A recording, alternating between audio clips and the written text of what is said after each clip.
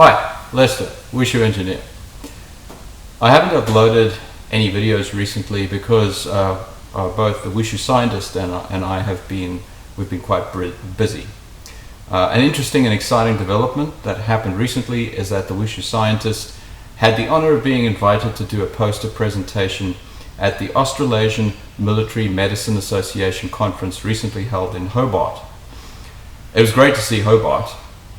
It's a beautiful city, and it was awesome to be able to see the sea again. I haven't seen the sea for a long time. It was actually our first trip anywhere in about 4 years, to be honest. We've had our noses to the grindstone, and things have been hard over the last few years, as I'm sure that they've been hard for many of you, my viewers. The Wushu scientist's poster presentation described her current PhD study, and it was very well received, generating a lot of interest actually. The resultant training program that's being developed as part of that study and that will be tested during that study, which is actually informed by our own personal training and training trials, is intended to be rolled out as a training program for the Australian military.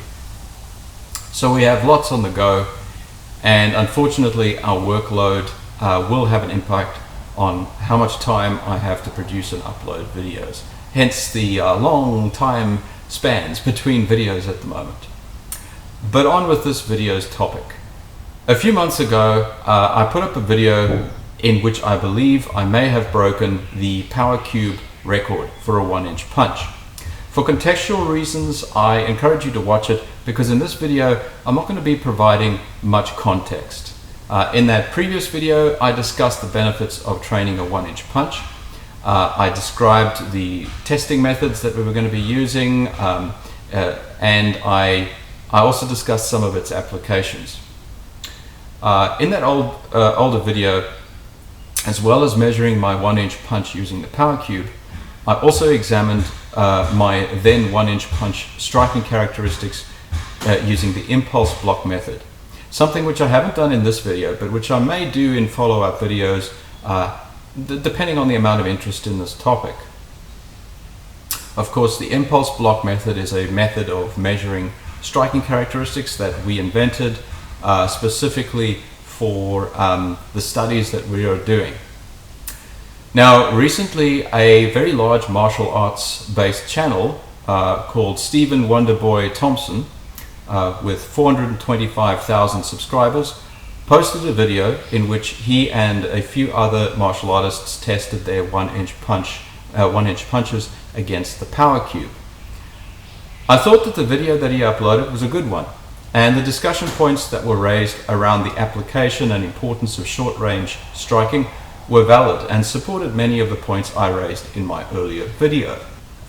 In comparison, my tiny, eensy-weensy, itty-bitty channel is rather obscure. So I'm sure that Stephen Wonderboy Thompson has no need whatsoever of my endorsement, but check his channel out anyway, and have a look at that video for further context to this one of mine. Nonetheless, I was inspired by his video to try my hand at beating my previous 1-inch punch record on the Powerkube. And the Wushu scientist's fists were also itching to give it a go, so she joined me in my endeavor.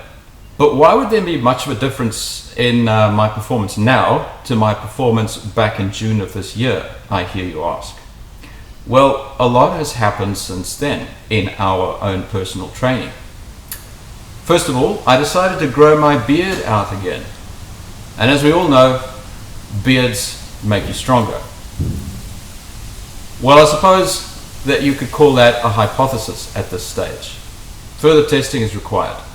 Seriously though, the Wushu scientist and I have been developing and personally trialing a Qigong and potency training course specifically geared towards improving the health, fitness, combat effectiveness, physical resiliency and power of Australian soldiers. In fact, it is linked in with the Wushu scientist's current PhD study. Most of you will know what Qigong is, but for those who don't, it is a form of breath control training that has been part of traditional martial arts for hundreds of years. we've been applying scientific methodologies and inventing technological feedback mechanisms to make this subtle training a lot more accessible to the average soldier. In addition, I mentioned earlier potency training. Now, I'm not going to be talking much about potency training in this video because I'm going to be releasing a dedicated video introducing potency training a few weeks after I release this video. Depending on the reception of these videos, I may release further videos talking more into the actual practical training methods used to do potency training. In this video, all I will say is that potency training is a method of training force production that fundamentally does not rely on increasing muscle cross-sectional area to increase force production, but relies instead on training the intensity of muscle recruitment along with improving biomechanical efficiency and advantage. In other words, the goal of potency training is to get stronger without getting bigger. Note that potency training increases the practitioner's ability to exert both slower, sustained forces, such as may be applied in slower pushes and grapples, as well as rapidly applied forces, such as in strikes and rapidly applied holds and locks and breaks. Potency training has always actually been part of traditional Chinese martial arts, but has perhaps not been clearly and properly defined, codified, studied, and brought into the 21st century using modern measuring and training equipment. And this is just what the Wushu scientists and I have been doing over the last 3 months in our own training. We have developed unique and simple methods and training equipment to allow us to do potency training more easily and effectively. It's a demanding form of training, but it has been very worthwhile, and we've seen some significant results over the last month or so. But we'll perhaps talk more about that in future videos, if there is sufficient interest. As I mentioned, I thought that revisiting the 1-inch punch record on the Powerkube may be a good test of whether the potency training we've been doing has had any measurable effect on our striking capacity yet. Now, it's important to consider body weight and height when it comes to striking, because it's much easier for heavier and taller people to make use of their longer limbs and greater mass to increase the power of their strikes over shorter and lighter folks. That's one of the reasons that there are weight categories in boxing and other combat sports. My height is approximately 1.76 meters and my body weight is approximately 86 kilograms, while the Wushu scientist's height is 1.67 meters and her body weight is approximately 58 kilograms. Age is also a consideration here because neither of us are what you might call spring chickens. I'm 48 years old and the Wushu scientist is, I might get into trouble for saying this, but I did check with her before I made this video. The Wushu scientist is just about to celebrate her 40th birthday. Just as a reminder, now my previous record on the Powerkube was 4,181 franklins, and my average was just over 3,000 franklins. Unfortunately, we don't have any record, we didn't record any past footage of the Wushu scientist's 1-inch punches on the Powerkube. However, her past maximum value on the Powerkube was under 800 franklins for a 1-inch punch. So I went first in the testing, and this is what my first series of attempts looked like.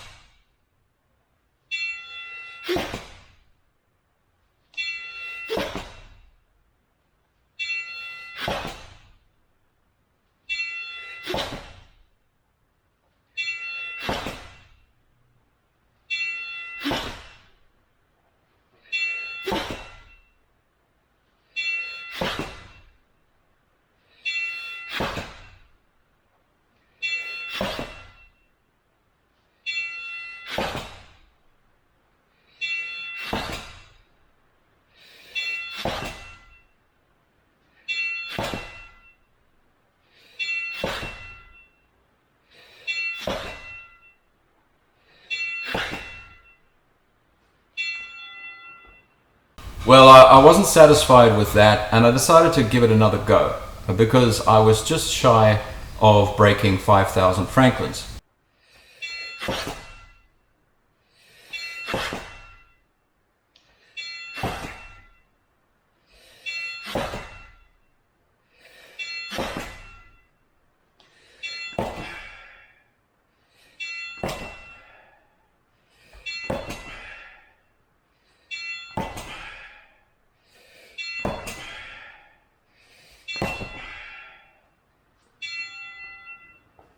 So the maximum that I achieved was 5,578 Franklins, and my average for all those strikes was about 4,200 Franklins. The previous 1-inch punch record for a 1-inch punch on the Powerkube is 4,000 Franklins. So my record here breaks that quite soundly. The Wushu scientist then had a go, and this is what her attempt looked like.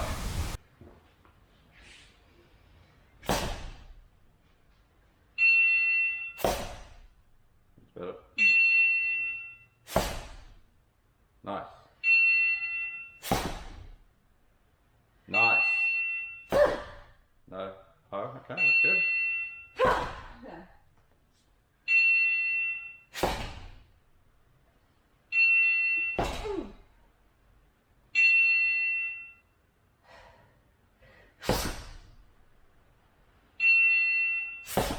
No, you're aiming too high. Yeah. The maximum value that the Wushu scientist achieved was 1,804 Franklins, and her average for all those strikes was about 1,500 Franklins. We went through the exercise again of checking that our pullbacks, because there is a little pullback as we're throwing the 1-inch punch. We checked that our pullbacks were within the 15 centimeter range of a 1-inch punch using the Canovio software package. And they were all legitimate strikes based on the criteria stated in my previous video and on the Wikipedia 1-inch punch entry. These results were extremely interesting for both of us. Both of us have experienced an increase in just over 1,000 Franklins in both our average 1-inch punch Powerkube values and in our maximum 1-inch punch records. That's quite a significant improvement and certainly indicative of a significant change in striking capacity that has occurred over the last few months. Now, as a disclaimer, I will state that this video does not constitute a scientific test proving conclusively that our new potency training regime was responsible for these changes and these new records. But the evidence is certainly compelling. Of course, in order to prove that would require a number of different test subjects, a lot of controls, and at least a test and control group, and perhaps an intervention training study over a period of months. We don't have the time for that right now, or the capacity to do that right now. But as I said, this video does present some compelling evidence, because for myself personally and for the Wushu scientist, that was probably the only real major change in our training program over the last 2 to 3 months. Now, in a few weeks, I will release a new video introducing the concept of potency training and its connection with old-time strongman culture of the early 1900s.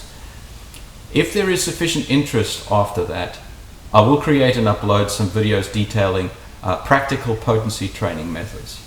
I hope you're as interested in this topic and in these indicative results as I am. But until then, I'll see you all again next time. Let me know your thoughts in the comments below. I do read my comments. All right, cheers.